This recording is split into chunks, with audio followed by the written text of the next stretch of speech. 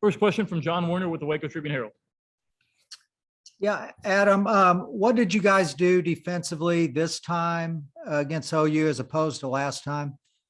Like I said before, in media, you just got to pack it in. They're really probably the best cutting team that we played, and they loved it in the paint. So we just packed it in and had each other's backs and made sure that we communicated out there. And we're just glad that we held them to that certain amount of points. So. Next question from Kendall Kaut with Signal 365. Adam, career high in minutes today for Flo, and then John seemed to do a real good job stealing today. How did the bigs help y'all out today? Oh, tremendously. They do so much every game. They don't get the credit that they deserve. But, Flo is a hard-nosed guy that always stays ready. So we were really confident in him just going out there and continue to play extra minutes, and we just appreciate, his contribution. Next question from Eric Kelly with KWKT TV in Waco. Adam, with the 25 turnovers that you guys forced today, what was that major factor in maybe getting OU out of control and causing them to turn the ball over? They're a really good team, but we knew that if we communicated and packed it in tight and not let them get to the paint as easy, we knew that we could cause turnovers and get out and run. So we just did a great job of executing, and shout out to my teammates. Next question from Jack Allen with KXXV TV in Waco. Yeah, Adam, fast start in the first half, fast start again in the second half. What do you think was the key for y'all to get those early runs to open the halves? We just pride ourselves on, starting the game strong, finishing the game strong. And we had to reset, and go 1-0 every time we went out there. So once we came out at halftime, we knew that it was another opportunity, to expand the lead and just get out and try to win the game from the jump. So. Next question from Andrew Miner. Adam, you guys were 2 of 14 from 3 in the first half and 4 of 6 in the second half from 3. What made you guys so much more efficient in the second half? Just better shots, to be honest. We were getting the paint and finding open guys. And once we get in the paint and collapse the defense and kick it out, those are a lot easier shots. And we are a great team when it comes to, attack and close out. So once Coach Drew and the coaching staff really just put emphasis on that, we knew that coming out, we could execute and get really good shots. Thank you. Eric Kelly, if you had another question, go ahead. If not, I forgot to lower your hand. Yeah, I do. Adam obviously does more than just score, but for Kendall to get his first double-digit scoring performance in Big 12 play, how nice was that to see as his teammate? Oh, it's great. He's high level and he's a competitor. He never complains about anything, and he just goes out there and plays at a high level. So it's really good just seeing him, just get on that scoreboard and get double figures. So I expect to see a lot more of that. We're doing a better job of moving the ball and, just trying to get easy looks. So. All right, that's all we have for Adam. Adam, thank you for your time. We'll be back in 1 second with Flo Thamba and Coach. First up, John Warner with the Waco Tribune-Herald. Flo, you guys held Tanner Groves scoreless in the first half. What'd y'all try to do with him?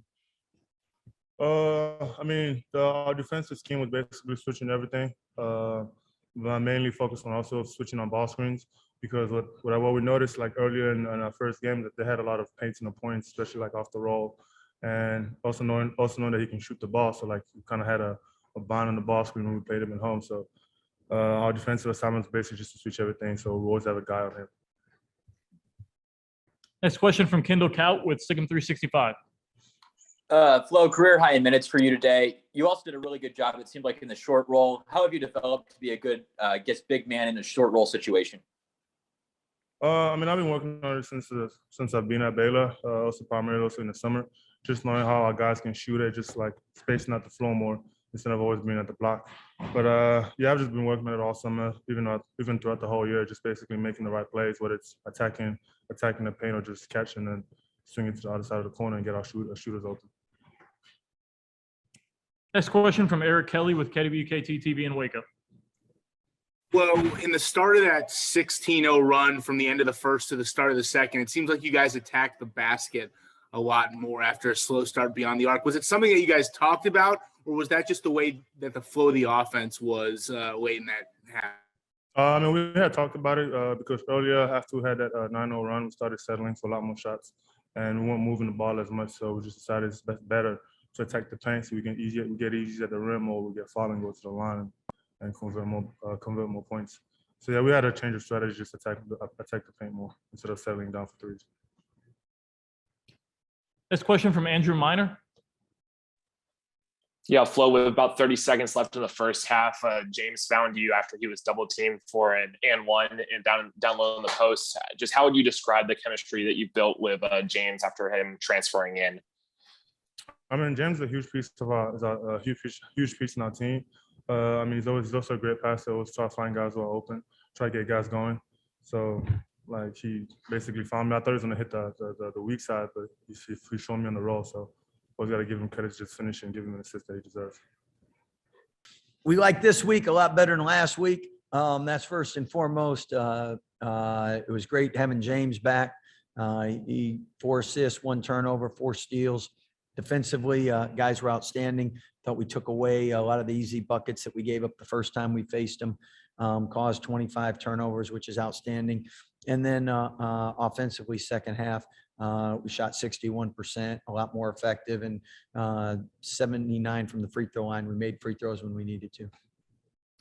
First question from John Warner with the Waco Tribune Herald. Scott, what did you guys do different defensively, maybe from the first time to hold them down like that? Well, schematically, we changed how we did things. We switched a lot more, stayed with the man on the cuts, made sure we did a better job protecting the paint. And then I think being a lot more locked into their personnel. The first time we faced them, new staff, a lot of new players, and I thought we were a lot better prepared this time around. And I thought the players did a much better job. I thought we did a much better job preparing them. So overall, it was a good team win. Next question from Kendall Cout with Second 365. Scott, career high 28 minutes from Flo tonight. What did you see from him that allowed him to play so well in that many minutes? I thought Flo did a great job rolling, first of all, getting his hands on balls and 10 rebounds. Just was active, and defensively was really locked in on the assignment, and really did a good job. And that's the one thing, like last game we hit threes and Matt came out and was on fire, and every game's different. And that's why you got to have different people, and you got to have people that the more weapons or people that can come in and contribute when it's not your night. Hopefully the defense is always constant, taking care of the ball is constant, but the shooting that comes and goes. You got to make sure you're controlling the right shots you take. But I thought second half, we did a much better job not settling for the first 3, getting the ball inside, and getting the free throw line a lot more. Next question from Jerry Hill, Baylor Bear Insider. Scott, you were talking about the different weapons or different people that step up. Kendall Brown seemed like this was maybe his most active game, most productive game in conference. Yeah, I thought he was assertive, did a great job with defensively being locked in to what his assignment was, and Matt having foul trouble. Kendall had to help pick up the slack, but 10, 8, and 3, 2 steals, a lot of good things. And for all freshmen, it's an adaptation in the beginning of the Big 12, the physicality, the speed, just how hard everything is. And I think it takes some getting used to, and hopefully in the second half he can keep improving, because he's a lot more physical and a lot more sure of himself out there after getting reps and going against what he's seen so far in the Big 12. Next question from Eric Kelly with KWKT-TV in Waco. Coach, how do you think James looked in his first game back, and then how's he feeling after kind of that unfortunate fall right into that same area? Well, I was trying not to put him in those situations, and then we needed a bucket. So anyway, he's really good at finishing. Unfortunately, hit that tailbone again. So we'll keep rehabbing him, and it's a bruise. So it's all pain tolerance, and it's really painful, but he's a tough kid too. Next question from Jack Allen with KXXV TV in Waco. Yeah, Scott, on that period in the game with the technical foul and Matt's flagrant, no flagrant call, can you walk us through what the officials told you in that moment? And then also, emotions seemed like they were running high. What were things like in the huddle during that time? Well, I think first, if there's a foul and you go to the replay, you can't now call the foul. Now, you could call if it was a flagrant foul, and it wasn't a flagrant foul. So, I mean, every game officials miss, I don't know, 7 to 10 calls a game. They'll probably tell you if it's 7, they did a great job. I mean, they're human. Same thing with coaches. We make mistakes. Players make mistakes. So that was a call that I haven't seen the replay, but if he did foul him, and you can't go back and call it, it wasn't a flagrant foul. And those were really big free throws by LJ. And credit LJ. It's not always easy making technicals either. Being at the free throw line by yourself, it was the first time he was at the line. So they were really big free throws by him. Next question from Matt Mosley with ESPN Central Texas. Scott, y'all sometimes, especially last year, would bury teams with those haymakers. You've had early starts with a haymaker. Today you had one, and it looked like you're about to put them away in the second half, and then they kind of climb back into it. What do you, I mean, I know it's on the road and those things are tough, but what are you seeing that's maybe allowing that to happen? Because obviously y'all at one point were burying teams like that. Yeah. So I think a couple things. First, you'd look at it, and last year we had a lot of guys that had been in the Big 12 and a lot of 3rd, 4th, 5th year college guys. This year we have a lot of guys that first year, second year, a late game against Oklahoma State and a ball screen. We had Kendall as a freshman and LJ as a sophomore. Last year it had been a 5th year guy in Mark and a 4th year college guy in Davion. So I think experience is one thing. The second thing is when you have injuries, that affects your depth. When it affects your depth, it affects your ability to continue to put the heat, the pressure, get separation. And then I think the third thing, and probably the biggest thing, is fans. And at the end of the day, they make a huge impact in sports. The closer, the more impact. And in basketball, more than any other sport, they have an impact. And so last year, you virtually had the best team won because there weren't many fans, and that also affects the game. Your team, their team officiating everything. So it makes it a little easier. But you get a rambunctious crowd that gets you back into a game, makes it harder to go away. I mean, that's all part of it. Same thing, Oklahoma State. They were running away from us, and our fans helped us get back into that game. But I would think those would be the three things you'd look at right away, and you would articulate. And if there would be a fourth, it would be the league overall has a lot of older guys. You look at most of the scouting reports, there's a lot of 4th, 5th, 6th year guys that might be 7, 8, 9, 10th men on teams. So what happens is an 18-year-old, they might get rattled, they might get down, they might pout. A 22, 23-year-old, they've already been there several times. They know how to battle back a little easier. That's a good answer, Matt. I thought that Next was really question good. from Andrew Miner. Yeah, Coach, last 6 minutes left in the game on the road. A lot of craziness going on, starting with James going out again. What was the key in your mind to the team being able to stay calm and fight through that adversity? A lot of craziness going on to ultimately pull away and win in the end. I think first we executed on the offensive end and we made free throws. Second, on the defensive end, we got a lot of stops, and I thought the zone really gave us that opportunity.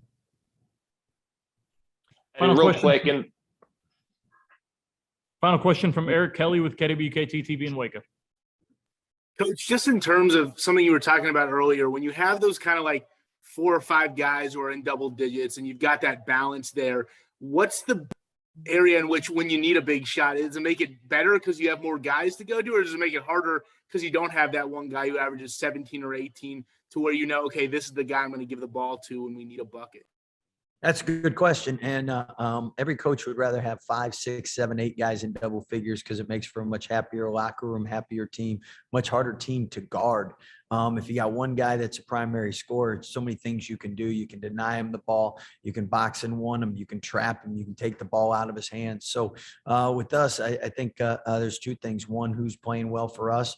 Two, what matchups are good? What actions aren't they guarding as well? I think that all comes into play. And then hopefully you can take advantage of something like that. And a lot of times, if you just have let players make plays too, which means give them the freedom to get an advantage and then create an advantage for their teammate rather than because sets are so scouted in our league. It's not often you get a bucket off of your initial offense. Normally you have to break the defense down unless it's transition, and usually that's only off of turnovers.